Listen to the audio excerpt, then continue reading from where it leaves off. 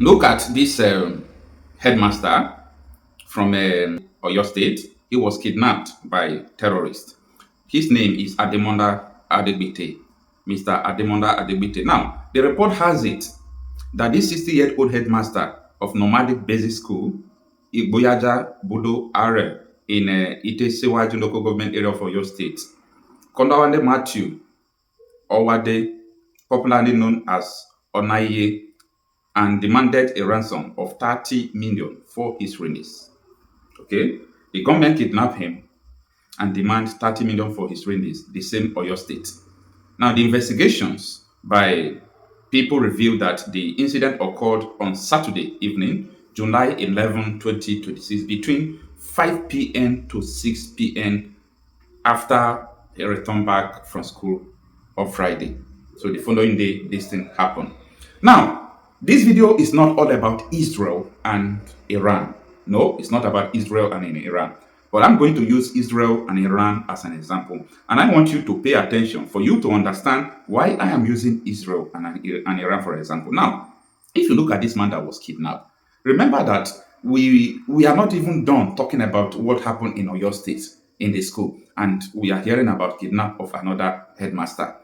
Now, I want you people to understand the importance of deterrence. Deterrence is an act of discouraging an action or preventing an event by making a person, group, or nation afraid of the consequences of the actions that they are about to embark. You make them to be afraid of the consequences of the action they are about to embark. And that is why I said I'm going to use Iran and Israel as an example, not because I'm talking about them. No. Now, you see, as I speak to you now, there is another exchange of fire, missiles, everything. There is war going on in the Middle East between Iran, the Gulf nations, and the United States of America. Now, Israel is not involved. For the first time, Israel is not involved in this war that is currently going on. Why? And people thought it was Israel that is always dragging these people into the war. Why is it that Israel is not involved in this war? This is because Iran refused to throw missiles into Israel. They are now attacking Gulf nations, all these Muslim countries in the Gulf nation. They are attacking them. Now, this is what the terrorists is all about.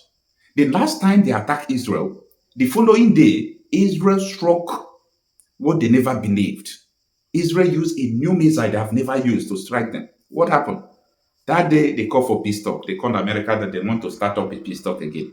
Ever since then, they did not strike Israel again. Why? They have seen that Israel have developed a new weapon.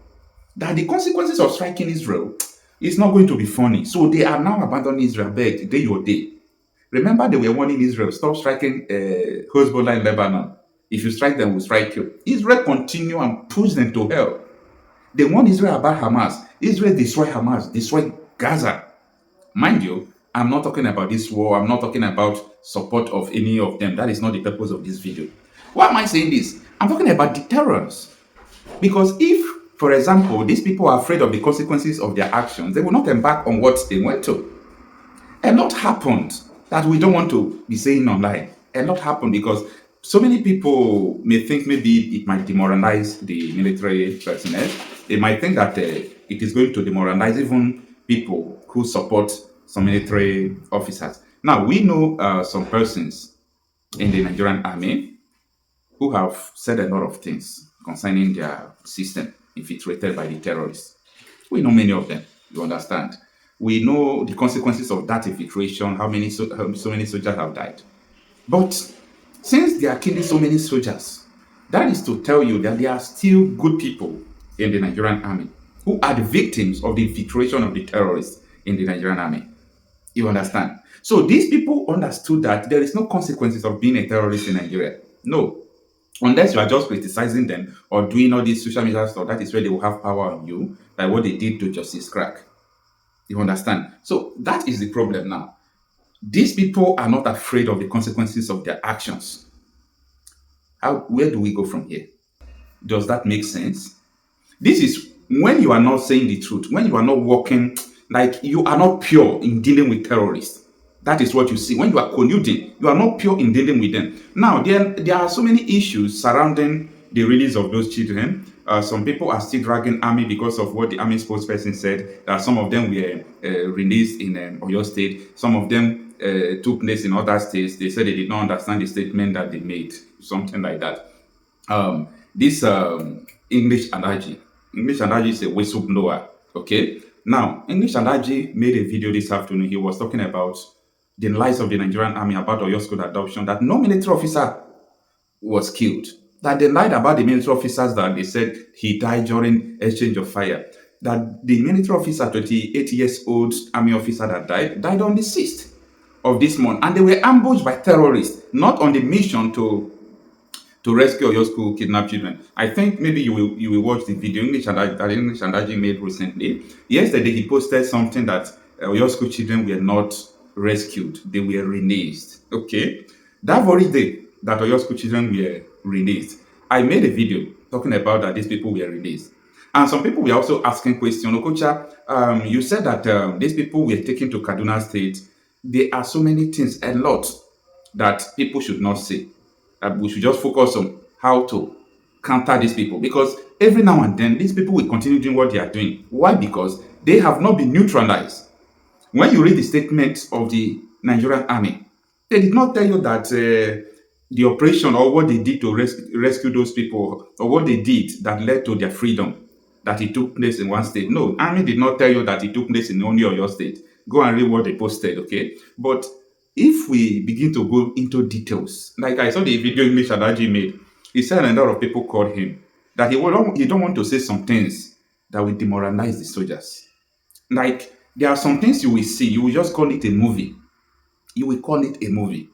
Nigeria is deeper than you think. Now, another one has happened. The same Oyo State, the same group of people who kidnapped these terrorists before have come back to kidnap another soldier again. Sorry, another headmaster again. Then everybody will now start shouting, release the headmaster again. What is wrong with us? The same time this one happened, I mean the first one that happened, another one in Borno State happened where almost 150 people were kidnapped. They have not released them. In Kayama, over 5 months, people are in detention. They kidnapped them from Kayama, Kwara State. Because people did not shout, people did not report their movement, people did not drag government, they abandoned them in the bush. They abandoned them. Why? Because people are not talking. We are not dragging the government about that. They abandon them. And they make you to feel that government is doing something. Where almost thousands of people are in the bush. They said they were kidnapped by international terrorists. So foreign terrorists invaded your country, kidnap your citizens in the bush. 5 months they are dead. And you want people to praise you for the release of Oyo school children, all those things. Anyway, you see, the good soldiers in the Nigerian army are the ones that deserve the praise.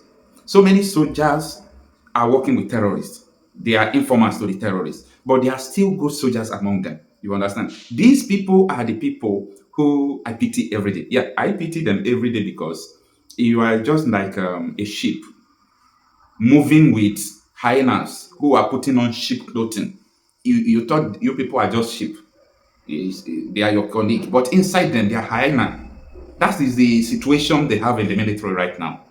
Now, the issue here is this. If the same people that kidnap Oyo school children are the same people who return back to kidnap this headmaster again, that should make you to ask questions. However, the Nigerian government said that the army arrested so many bandits, arrested their family members. This is where people started asking questions.